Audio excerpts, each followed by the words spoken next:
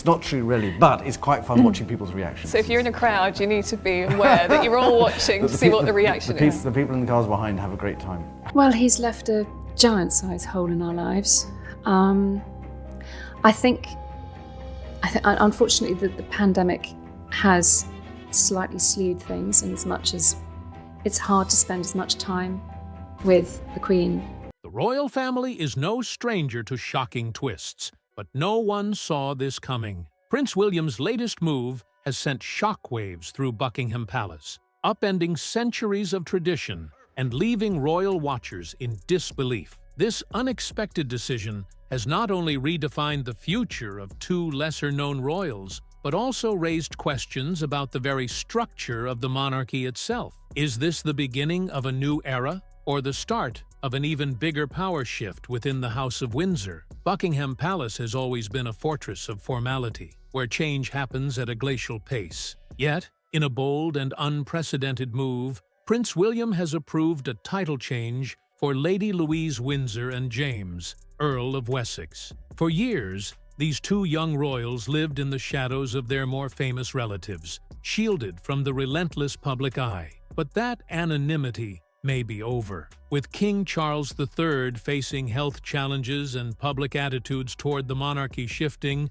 William's decision signals a dramatic shift in strategy. But why now? And what does this mean for the future of the royal family? This move represents far more than a mere title adjustment. It's a clear departure from King Charles III's once firm stance on a streamlined monarchy. His vision had always been to keep the royal family's inner circle tight, with only direct heirs bearing the weight of royal duties. But with Prince Harry and Meghan Markle stepping away and senior royals aging, there's an undeniable gap in the monarchy's foundation. Prince William's decision is more than just a response. It's a statement. A monarchy without stability is a monarchy in peril, and he's ensuring that does not happen. Lady Louise Windsor and James, Earl of Wessex, have lived relatively private lives, free from the intense scrutiny their cousins have endured. Their parents, Prince Edward and Sophie, Duchess of Edinburgh,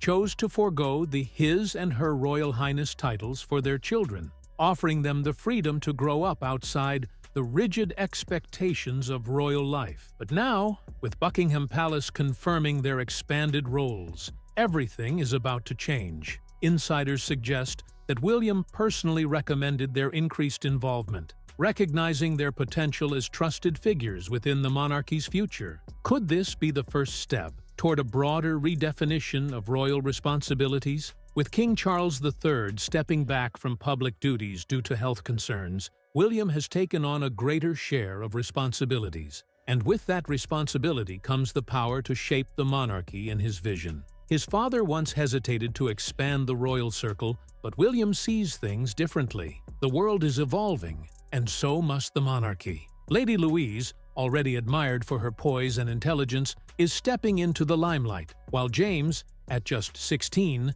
is being positioned for a future that no one expected. But what does this mean for the younger generation of royals, including Prince George, Princess Charlotte, and Prince Louis? Could this shift signal an even bigger transformation for them in the years to come? To understand where the monarchy is headed, we must first look back. The legacy of the Duke of Edinburgh has played an undeniable role in shaping the institution. Prince Philip, the longest-serving consort in British history, carried the Duke of Edinburgh title with pride, dedicating his life to service, youth empowerment, and environmental causes. When he passed away in April 2021, at the age of 99, the title transferred to King Charles. But Charles never intended to keep it. Upon his accession to the throne, the title reverted to the crown, leaving its fate uncertain. For months, speculation ran rampant. Would King Charles uphold his late parents' wishes and grant the title to Prince Edward? Or would he use this moment to reinforce his vision of a more compact monarchy? The delay led to whispers of royal tension, with some questioning whether the king's hesitation stemmed from personal reservations or bureaucratic obstacles. Finally, on March 10, 2023, Edward's 59th birthday, Buckingham Palace confirmed the long-anticipated decision. Prince Edward would become the Duke of Edinburgh. But there was one major twist. This title would not be hereditary. Unlike traditional dukedoms, which pass from father to son, the Duke of Edinburgh title will revert to the crown upon Edward's passing. Why did King Charles make this unusual choice? Was it a strategic move to keep control over key royal titles, or something more? It was a moment that changed everything. Born 4 weeks premature via an emergency C-section at Frimley Park Hospital, Lady Louise Windsor's arrival was anything but ordinary. Her father,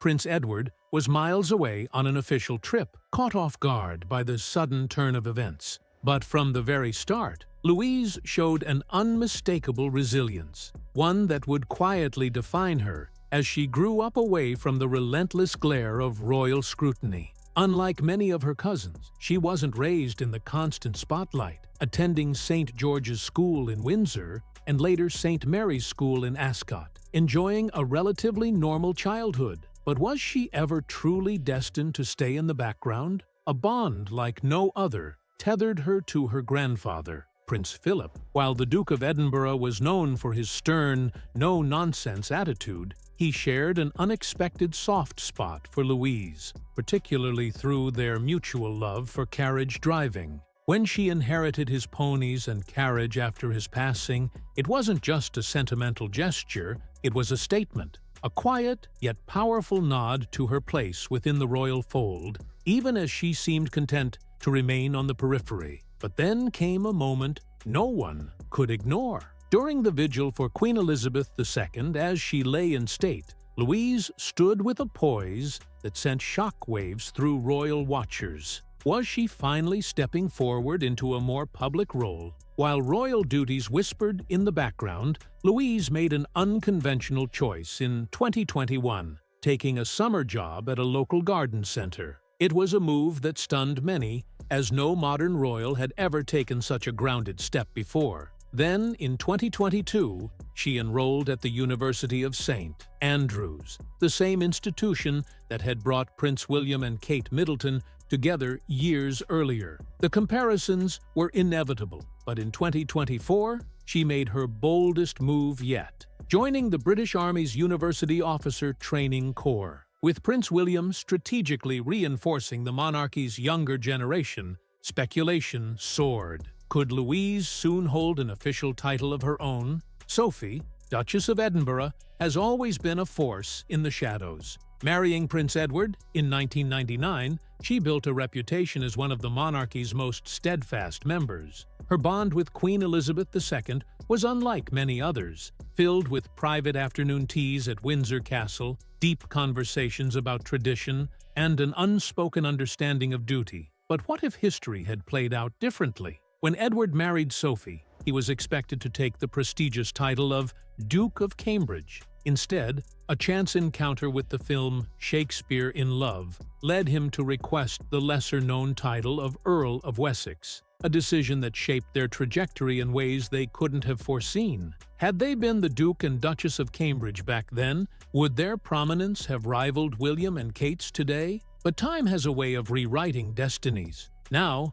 Edward and Sophie finally hold a ducal title, stepping into the legacy of Prince Philip as the Duke and Duchess of Edinburgh. With King Charles III carefully reshaping the monarchy's structure, the younger generation is being subtly repositioned. And at the center of it all remains an unanswered question, one that could change everything. What secrets did Queen Elizabeth II leave behind in her sealed will? Unlike the Crown Estate, which belongs to the monarchy as an institution, the Queen's personal fortune, valued between £370 million and £500 million, remains locked away from public scrutiny. One of the most significant inheritances, the Duchy of Lancaster, seamlessly passed to King Charles III, ensuring his financial independence. Meanwhile, Prince William inherited the Duchy of Cornwall, securing his role as the future king. But beyond the vast estates and financial power, it was her deeply personal possessions that carried the greatest weight. Sandringham House, Balmoral Castle. Unlike Buckingham Palace or Windsor Castle, these were hers alone, places of deep personal history where kings and queens made life-altering decisions. While King Charles now holds both, whispers suggest Sandringham may one day pass to William, securing his future. And then there was her private jewelry collection, over 300 pieces of tiaras, brooches, and necklaces, each carrying a fragment of royal history. While Queen Camilla inherited some of the most iconic pieces, Catherine, Princess of Wales, and her daughter, Princess Charlotte, are rumored to have received some of the most sentimental jewels, preserving their significance within the direct line of succession. But what about Prince Harry? Once a beloved grandson, now an outsider in royal affairs. Did the Queen leave him anything of personal significance? The details remain shrouded in secrecy. The only confirmed inheritance he and William shared came from their great-grandmother, the Queen Mother, a £14 million fortune split between them.